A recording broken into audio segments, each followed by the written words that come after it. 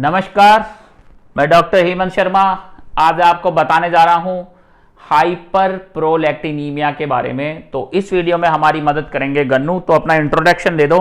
My name is Gannu Sharma, I am 7 years old। ठीक है, thank you Gannu, आप यहाँ आए। तो हाइपर प्रोलैक्टिनीमिया टॉपिक है। तो गन्नू, आपका कोई क्वेश्चन है?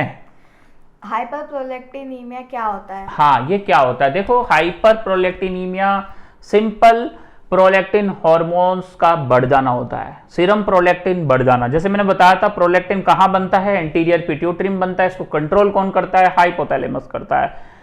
अब प्रोलैक्टिन लेवल एबनॉर्मली हाई हो गया। और कोई क्वेश्चन है? हाइपर प्रोलैक्टिनीमिया के कारण क्या है? कारण देखो, प्रोलैक्टिन लेवल बढ़ने के कारण क्या है? सिंपल एक कारण तो हमने डिस्कस किया था, प्रोलैक्टिनोमा ट्यूमर में बढ़ता है। एक सिंपल हाइपर प्रोलैक्टिन लेवल बढ़ रहा है। तो कैसे डिफरेंशिएट करें कि ये ट्यूमर है या सिंपल हाइपर प्रोलैक्टिनीमिया है? कई बार एग्जाम्स में भी पूछते हैं। तो देखो, जब सीरम प्रोलैक्टिन लेवल नॉर्मल क्या है? नॉर्मल लेवल रहेगा आपका 5 से लेके 20 तक माइक्रोग्राम पर लीटर मेल में। फीमेल में वही मान लो आपकी भाई 25 तक नॉर्मल होता है, मेल में 20 तक, ठीक है, माइक्रोग्राम पर लीटर। उसके अलावा अब जो सीरम प्रोलैक्टिन लेवल है, अगर 25 से ऊपर है फीमेल में तो हाइपर प्रोलैक्टिनीमिया, 20 से ऊपर है तो मेल में हाइपर प्रोलैक्टिनीमिया। पर कब इसको हम बोलेंगे प्रोलैक्टिनोमा? जब 200 से ऊपर चला जाए। 200 से ऊपर चला जाए तो प्रोलैक्टिनोमा होता है। पर एक फिजियोलॉजिकल होता है, जैसे प्रेगनेंसी का मैं आगे बताता हूं। और कोई क्वेश्चन है आपका? बॉडी में प्रोलैक्टिन के बढ़ने से क्या होता है? हाँ, देखो, इस हार्मोन के बढ़ने से क्या होता है, ये हार्मोन कहाँ कहाँ एक्ट करता है?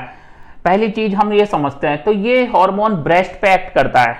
तो ब्रेस्ट पे क्या करेगा? गैलेक्टूरिया। गैलेक्टूरिया मतलब मिल्क का बाहर आना, ठीक है। थायराइड लेवल्स पे भी, टीआरएच लेवल्स की वजह से भी ये प्रोलैक्टिन लेवल बढ़ता है। थायराइड रिसेप्टर हार्मोन्स की वजह से भी, ठीक है, ये प्रोलैक्टिन बढ़ता है। अगर किसी को हाइपोथायराइड है तो प्रोलैक्टिन लेवल ट्रीट नहीं करेंगे, उसका थायराइड लेवल ठीक करेंगे तो प्रोलैक्टिन लेवल अपने आप ठीक होगा।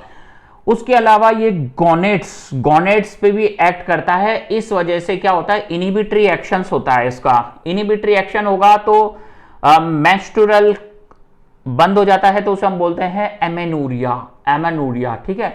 लैक्टोजेनेसिस स्टिमुलेट करेगा, ब्रेस्ट पे एक्ट करेगा। और जो डोपामीन अगोनिस्ट होते हैं वो उसको इनहिबिट करते हैं। इसीलिए जब प्रोलैक्टिन लेवल बढ़ता है तो हम डोपामीन अगोनिस्ट देते हैं प्रोलैक्टिनोमा में भी, ठीक है। तो ये सारा चीज हो गया प्रोलैक्टिन का। प्रोलैक्टिन के मैंने और भी सिम्टम्स बताए थे। मेल के अलग होते हैं, फीमेल के अलग होते हैं। फीमेल में गैलेक्टूरिया होगा, अमेनूरिया होगा, इनफर्टिलिटी मोस्ट कॉमन सिम्टम है, हर्शुटिज्म होगा, osteopenia, loss of weight, loss of libido, weight gain, insulin resistance. Loss of libido मतलब शारीरिक संबंध बनाने की इच्छाएं खत्म हो जाती है फीमेल में।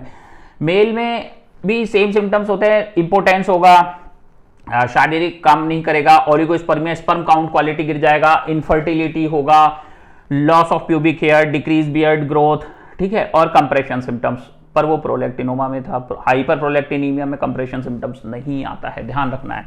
और कोई क्वेश्चन है आपका? प्रोलैक्टिनीमिया और प्रोलैक्टिनोमा में डिफरेंशिएट कैसे करें? हाँ, देखो, प्रोलैक्टिनीमिया, हाइपर प्रोलैक्टिनीमिया और प्रोलैक्टिनोमा मतलब ट्यूमर है तो एमआरआई हम कराएंगे तो उसमें माइक्रो और मैक्रो प्रोलैक्टिनोमा दिखेगा। माइक्रो मतलब 10 सेंटीमीटर से 10 मिलीमीटर और या फिर 1 सेंटीमीटर से कम माइक्रो, और 1 सेंटीमीटर से ज्यादा और 10 मिलीमीटर से बड़ा size of tumour macro prolactinoma. और हाइपर प्रोलैक्टिनीमिया में ऐसा कोई ट्यूमर नहीं होता है। उसमें रेंज भी अधिकतर जैसे 25 से अबाव 40, 100 के अंदर रहती है। पर प्रोलैक्टिनोमा में सीधे 200 से ऊपर जाती है। तो ये प्रोलैक्टिनोमा है। और कोई क्वेश्चन है? इसको ट्रीट कैसे करें? देखो, ट्रीटमेंट से पहले मैं आपको एक चीज बताता हूँ। हाइपर प्रोलैक्टिनीमिया के कारण जानने पड़ेंगे। जैसे मैं कहता हूँ कि भाई कारण का ही ट्रीट करते हैं, तो इसके कारण हम समझते हैं क्या क्या कारण है जिससे प्रोलैक्टिन लेवल बढ़ता है। एक तो नर्सिंग मदर मतलब जैसे लैक्टेशन वगैरह, जो बच्चे को दूध पिला रही है माँ, तो उस समय प्रोलैक्टिन लेवल बढ़ता है। उसको ट्रीट करने की जरूरत नहीं है, वो नॉर्मल है, उसको जरूरत है। प्रेगनेंसी के दौरान सीरम प्रोलैक्टिन लेवल बढ़ता है, इसलिए मैंने प्रोलैक्टिनोमा वाले वीडियो में बताया था कि सीरम प्रोलैक्टिन हम प्रेगनेंसी में नहीं कराएंगे। अब इसमें क्या होता है, 300 भी जा सकता है कई बार प्रेगनेंसी में लेवल, वो नॉर्मल है, उसको ट्रीट नहीं करते। उसके अलावा एस्ट्रोजन, अगर एस्ट्रोजन बॉडी में डोमिनेंट है, ज्यादा है, कई बार एस्ट्रोजन इंड्यूस ट्यूमर्स होते हैं तो प्रोलैक्टिन लेवल बढ़ता है। उसके अलावा थायराइड, हाइपोथायरोडिज्म, और जैसे स्लीप, जब हम सोते हैं अच्छी नींद लेते हैं तो प्रोलैक्टिन लेवल बढ़ता है। स्ट्रेनस एक्सरसाइज, बहुत जबरदस्त खूंखार एक्सरसाइज करते हैं तो प्रोलैक्टिन लेवल बढ़ता है।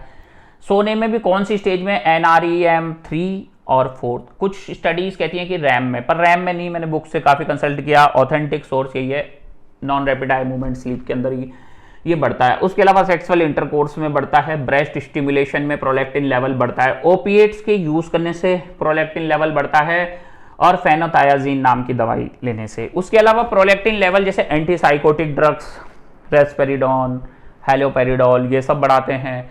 उसके अलावा selective serotonin drugs prolactin level बढ़ा देते हैं, लेवोसल्फराइड प्रोलैक्टिन लेवल बढ़ा देता है। तो बहुत सारी ऐसी दवाइयां हैं जिनसे प्रोलैक्टिन लेवल बढ़ता है।